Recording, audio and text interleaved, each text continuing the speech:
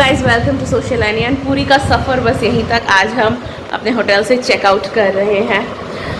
बहुत से ऐसे प्लान्स थे जो इस बार पूरे नहीं हुए, जैसे कोणार्क जाने का प्लान जो था वो पूरा नहीं हुआ। जगन्नाथ दर्शन इस बार गुंडी का रह गया क्योंकि जैसे कि मैंने कहा उसका मुंडन नहीं हुआ है तो वो मंदिर नहीं जा सकती। एक अच्छा चीज़ ये हुआ कि मम्मी और मासी लोग एक नए टेम्पल गए। मम्मा कौन सा टेम्पल गए थे आप? लोकनाथ शिव मंदिर है जो ज़्यादातर लोग जानते नहीं हैं, बहुत कम लोग जानते हैं। और उसकी मान्यता ये है कि 15 फीट तक पानी रहता है और उसके नीचे एक शिवलिंग है और शिवलिंग का जो माथा है वो बहुत नरम है। तो 15 फीट तक जब पानी रहता है तो उस शिवलिंग को कोई नहीं देख सकता। उसके ऊपर एक और क्या शिव जी की मूर्ति है या एक और शिव जी की मूर्ति है, तो उसी में पानी चढ़ा गया है। साल में एक बार क्या वो पानी निकाल के उसको पूजा करके फिर पानी भर जाता है। हाँ, तो साल में एक बार वो पानी जो है उसको निकाला जाता है और जो ओरिजिनल शिवलिंग है उस पर पानी चढ़ाया जाता है, फिर से वो पानी फिर से भर जाता है। और इसकी क्या डिस्कवरी कैसे हुई थी मालूम है? इसकी शायद डिस्कवरी कैसे हुई थी इसकी? লোকনাথ বাবা এখানে তপস্যা করেছিলেন শিবে, তারপর এখান থেকে শক্তি প্রাপ্ত করে উনি লোকনাথ धाम में गए। अच्छा, तो लोकनाथ बाबा एक हैं जो बंगाल में उनकी बहुत मान्यता है। उन्होंने यहाँ पर आके तपस्या की थी शिव जी की। और मैडम 207 और 204 का चेकआउट का प्लीज़ बना दीजिए।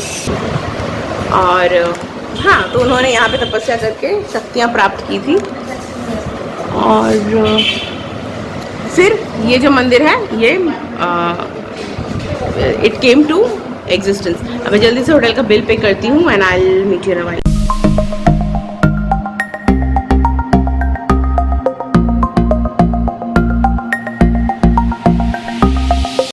वैसे गुंडी को अभी मैंने उसका मंकी कैप पहना दिया है क्योंकि अभी हम गाड़ी में जाएंगे तो हवा तेज़ आएगी, उसको ठंडी लगेगी।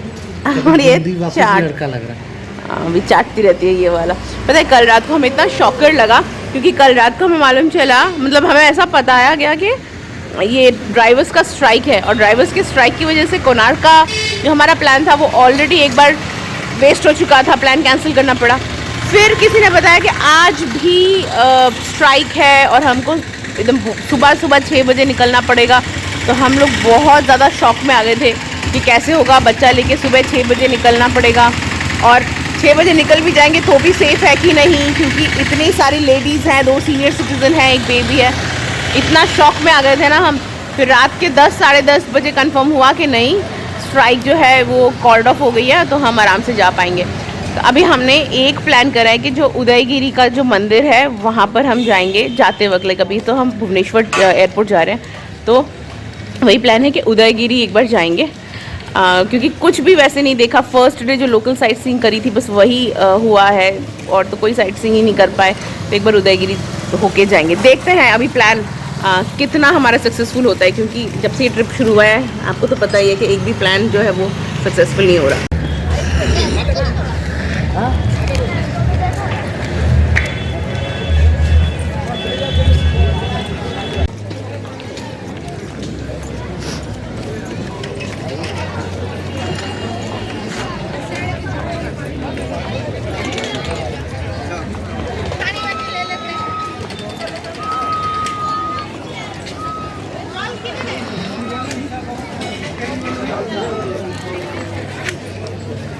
तो हम आ गए हैं लोकेशन पर, लेकिन अब मैं देख रही हूँ कि ये चढ़ाई करने का सिचुएशन है। बहुत सारी सीढ़ियाँ हैं, मतलब चढ़ाई करना पड़ेगा बेसिकली यहाँ पर। अब मैं तो चढ़ाई नहीं कर पाऊँगी क्योंकि एक तो मेरे पास गुंडी है और गुंडी अगर मैं सू को दे भी दूँ फिर भी अभी तक मैं इतनी भी रिकवर नहीं हूँ कि मैं इतना सारा चढ़ाई कर पाऊँ। फिर भी बाहर से मैं जितना भी दिखा सकती हूँ उतना दिखा देती हूँ, खुद भी देख लेती हूँ। ये देखिए मंदिर में जाने के लिए कितनी सारी सीढ़ियाँ चढ़नी पड़ेंगी। ये उदयगिरी खंडगिरी वाले टेम्पल्स हैं जो वाइट टेम्पल्स हमें दूर से दिख रहे थे। इतनी सारी सीढ़ियाँ, वैसे सुंदर तो लग रहा है, अगर जा सकती तो बहुत अच्छा लगता क्योंकि सुंदर लग रहा है। देखिए बट वही है कि ना मैं गुंडी को लेके जा सकती हूँ और अगर मैं गुंडी को दे भी दूँ सुजय के पास तो भी मेरे लिए अभी मैं उतनी भी रिकवर नहीं हूँ कि मैं अकेले इतना चढ़ सकूँ।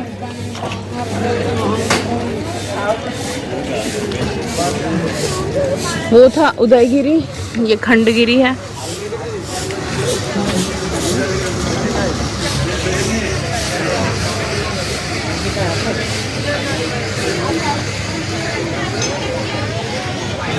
ASI का ग्रिल लगा हुआ है, यानी कि archaeological survey of India. By archaeological survey of India this is protected.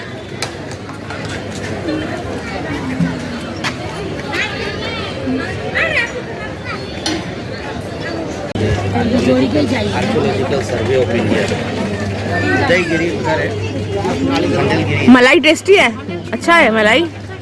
ये लो। तो नीचे आई तो देखा मम्मी लोग डाब पी रहे हैं, मैं भी एक डाब पीऊंगी। मलाई बहुत अच्छी है नारियल में, तो डाब का पानी पी के थोड़ा मलाई खाऊंगी। उसके बाद वापस एयरपोर्ट की तरफ जाएंगे। जस्ट यहाँ तक स्पॉट तक आने के लिए हमने हमारे गाड़ी वाले को 500 रुपीज़ एक्स्ट्रा दिया। Total waste, total waste.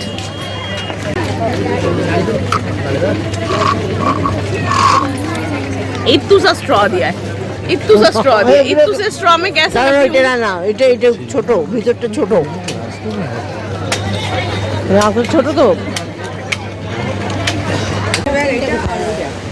এই তো এইটা লাগেজে যাবে, ওটা ল্যাপটপ बैग, गुंडीर बैग, আমাদের জামা কাপড়। हाँ ये जो वहाँ से सामान खरीदा वो नया बैग। मेरा वैनिटी बैग ये है, मम्मी का, तुम्हारे यही। আর মাসির ওই ব্যাগটা কোথায়? ওই যে মাসির লাগেজ ব্যাগ হয়ে গেল। গুন্ডির মেইন ব্যাগ, গুন্ডিরই তো দুটো ব্যাগ মেইন, আমাদের তো सब একটাতেই। चलो एनीवे हम लोग एयरपोर्ट पहुंच गए हैं, अभी जल्दी से चेक इन कर लेंगे। अभी हम कैलकाटा एयरपोर्ट में आ गए हैं और कैलकाटा में एंटर करते ही मैंने देखा Italy.com का स्टॉल। अजीब है ना, कोलकाता में Italy.com, बैंगलोर की याद आ गई। तुम्हार गाड़ी कोথায়? कोई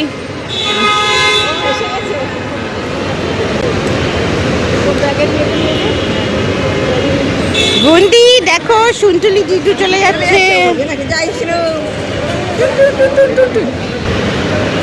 बस अब कोलकाता में आके सब अपने अपने रास्ते। मासी घर चली जाएगी, मासी जाएगी दादू बाड़ी। सब देखे नहीं है लगेज ठीक ठाक? मेरे पास, मेरा बैग मेरे पास है। मासी सब लगेज देखे नहीं ठीक ठाक? चलो। और हम पिलर नंबर B26 से अपनी ओला कैब लेंगे। या जस्ट वेटिंग, कैब वाले ने बोला है कि 2 मिनट में यहाँ पे वो पहुँच जाएगा। तो हमने सारे लगेज गिन लिए हैं, सारे लगेज ठीक ठाक है। और ये जो बैग दिख रहा है ना, ये बैग है वहाँ पर पुरी में हमने जो शॉपिंग करी थी वो सारा शॉपिंग समेट के लाने के लिए। ये एक बैग है और एक और बैग है जो मासी लेके गई है। मतलब शॉपिंग इतनी करो, कहीं पर भी घूमने जाओ तो शॉपिंग इतनी करो कि शॉपिंग का सामान समेटने के लिए एक और बैग खरीदना पड़े। गाइस तो घर पहुंच के ही नहा धो के जो सबसे पहले मैंने काम करा है वो ये कि अपने पूरे फेस और गर्दन पे मैंने एकदम मोटा मोटा दही का लेप लगा लिया है। पूरी में मैंने 2 दिन बिताए समुंदर के किनारे। और लोग कहते हैं ना, वो गाना है ना, समुंदर के किनारे, क्या समंदर में नहा के और भी नमकीन हो गई हूँ। well, नमकीन का तो नहीं मालूम, लेकिन मैं अपनी खुद की शेड से एटलीस्ट 3 शेड डार्क कर हो गई हूँ। वैसे भी मैं बहुत ज़्यादा गोरी नहीं थी, लेकिन मेरी इतनी हालत ख़राब हो गई है 2 दिन समुद्र के किनारे बिता के। और सिर्फ किनारे नहीं बिताया, हमने काफ़ी खेला। मैं समुद्र के पानी में बहुत नहाई, 3-4 घंटे तक नहाई, जिसकी वजह से मेरी शक्ल की हालत हुई है। और संडे को गुंडी का अन्नप्राशन है, बहुत लोग आने वाले हैं, तो मैं ऑब्वियसली थोड़ा फ्रेश लगना चाहती हूँ, सुंदर लगना चाहती हूँ। तो मैं सोच रही हूँ कि रोज़ ही मुझको आई थिंक दही लगा के बैठे रहना पड़ेगा अपना टैन निकालने के लिए। I think this will also not be enough, I have to go and take some professional help in order to get rid of the tan.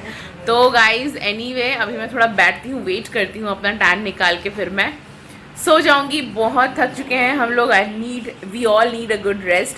तो आज का वीडियो बस यहीं तक। अगर आप लोगों ने हमारा पूरी ट्रिप देखा है, थैंक यू सो मच। बताइएगा आप लोगों को हमारा पूरी ट्रिप कैसा लगा। और हाँ, नेक्स्ट वीडियोस आने वाले हैं गुंडी के अन्नप्राशन के बारे में, तो प्लीज़ ट्यून इन कीजिएगा for the upcoming videos. I am signing off today, thank you for watching, bye bye.